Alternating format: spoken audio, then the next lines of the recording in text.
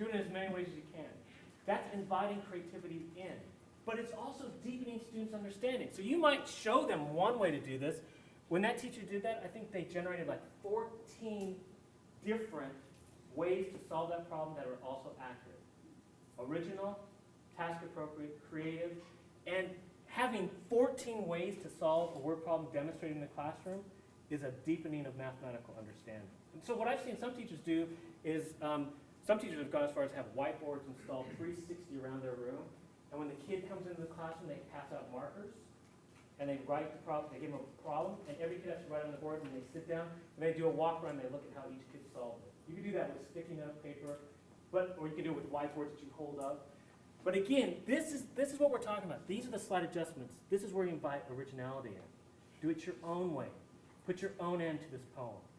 Learn how to write the sonnet, but then write a twist to the sonnet we've been reading about. Change the story.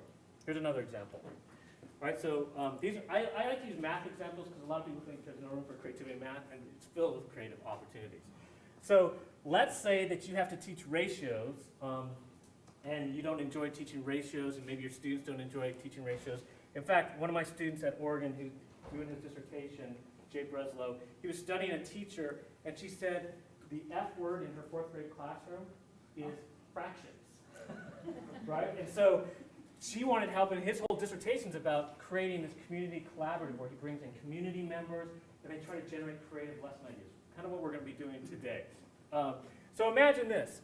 What if you're teaching ratios, and you turn to your students and you said, I want you, forget about ratios for a second, I want you just to tell me things you're interested in. Well, what if one student wants to become a hairstylist, right?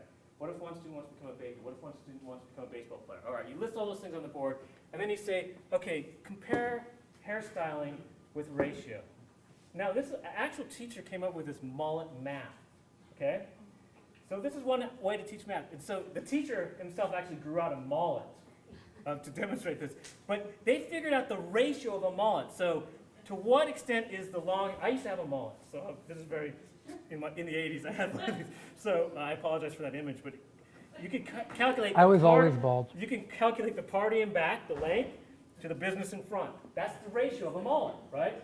And so what they did is they figured out when is it no longer a mullet. How much long, so they came up with a mullet ratio, and so they could look at pictures in magazines. So there might be a group of students that are interested in doing that. So maybe 4 students are working on mullet math. These 3 students are working on math where they're figuring out baking. They're all learning ratio. This is a slight adjustment, right? It's using their interests, teaching them, everyone's getting the content, the academic content, but they're getting there in their own way, right? So that's another example. Finally, here's one that you can use in like language arts, for example. So this, in creativity studies, they always give it these really strange names like the morphological matrix or whatever. Basically, it's just this, table where this is the fixed content, the stuff you want students to learn. This is the task-appropriate stuff. You want students to learn about setting conflict, main character's point of view. This is where you can introduce originality. So you can just tell the kids, all right, just yell out different settings. So, haunted house, ranch, Florida. All right, let's hear about different conflicts, right? So they're learning these things by yelling them out, and you're writing them down. Main characters, point of view, and then maybe you roll the dice, or you have them select, and you just say, okay, you write a story that is set in a ranch where there's a tornado, it's a group of friends, and it's written in the 3rd person, right? And boom, they write a story. They're learning this. They generated this, and they're also generating the product, right? So they're deepening their understanding of the content, and it's all from their point of view, which helps engagement. So this is what we're talking about, just using little techniques like this, right? And it's not the technique, it's the principle. If you understand the underlying principle, that it's just about putting a little novel, original twist on what you're already doing, inviting students' voices or interests in, inviting your interests in that are outside of school, then you can do things that you enjoy, that are fun, but you're also hitting the content in a much deeper way. So one of the ideas, concepts that we've been exploring and playing with and studying recently is the idea of creative metacognition, which in essence is knowing when to be creative and having a decent idea of how creative you actually are.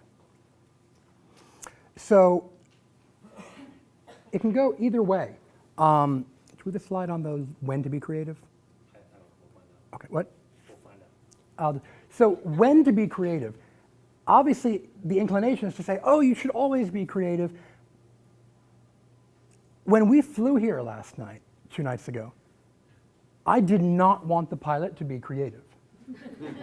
I want to hear, oh, we're going to break out this new water landing that I've been thinking about, which is a routine flight. No. Yeah, I mean, you want routine, non-creative performance. When my crown back here fell out 4 weeks ago, I wanted my dentist to be as uncreative as possible. Get it done.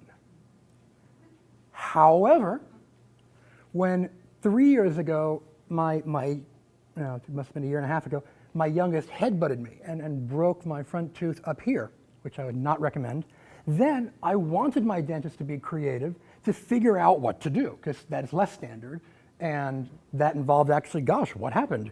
Because look, and finally he then just went like this, the whole thing came out. But same way with the plane. A wing and an engine fall off, yes, be creative. Solve that problem, land me safely. If we're going in great, no. So there are times to be creative, there are times to not be creative. Right, and I think teaching our students, what this is about is teaching our students this. So on the math exam, right, you wrote this poem about mathematics, that's not the time or place for that expression of creativity. Now let's not squash it, I can maybe point you to the language arts teacher or whatever, but on the math exam, there's a time of knowing when the risk is too great. And even getting within task appropriate. Maybe you've been using this generating different number of solutions, which is wonderful, and now they have to take a standardized test where they have to solve 40 problems in 30 minutes, and maybe then you explain, in this case, don't worry about being creative. Don't try to come up with 10 solutions, because you won't finish the test. And that there are times the creativity is needed, there are times when it's a perfectly great thing, and there are times when it's not the best thing to do. That's right, and just to give you an example, again, drawing on my interaction with my daughter, when she was in preschool, she had a flatulence, kids do, and she called it a poop bubble, right? Which I think is really creative, but she kind of got in trouble for that, potty talk in the classroom. And she was really confused, like, you laughed at that, Daddy, and you thought that was pretty creative. I said, yeah, but there's a context where that's not seen as appropriate, right? But I still think that is fantastic. Anyway, but I think it's about teaching kids about in what context is this kind of expression appropriate or not, right? When is it worth the risk or not? And helping them understand, be able to read the environment, read the situation. That's really critical. That's what accomplished creators do. And that sometimes this means having the kids who tend to not be creative learn the skills of being creative, but sometimes it means having the students who are always on learn when to tamper it down. It can go both ways. We're used to thinking about nurturing creativity being like Bruce Wayne becoming Batman, where you must give them the tools, you must teach them how to be creative or enable it, and otherwise they're just down here and you must raise them up. But, your slide? Okay. But it's also used to think of Superman, who was always up here, and he needed to learn how to become Clark Kent. Because in an average daily society, having Superman there doesn't work. You wouldn't want to hang out with Superman. It would be cool for like 10 minutes, and after a while, it's okay, great. So he's seeing what kind of underwear I'm wearing. Okay, great. He's just going to accidentally shove me across the room. He had to learn to tamper it down and become Clark Kent to fit in with society. And that didn't mean he became Clark Kent, but he learned how to put on that Clark Kent mask to deal with the times when creativity isn't welcomed, and that maybe your students will, when they get to college, have a teacher who hates any original expression. They need to learn how to kind of put on that mask and recognize, okay, I'm not going to be creative now because this teacher isn't going to appreciate it. That doesn't mean I'm never going to be creative. It just means I'm going to be Clark Kent for this semester. Right, and just to be clear, when we talk about mini-C creativity, that's the kind of creativity that's the personal experience. That's always happening. So we're not saying there's always time for that because it's part of learning. I think in our classrooms, helping students learn how to express that is what we're talking about. Because when you send those ideas out, there's risk to you and it can be disruptive to the environment. So is it worth the risk? Helping them negotiate that, and we do that through feedback, right? And that's the kind of teachable moment when it comes to creativity.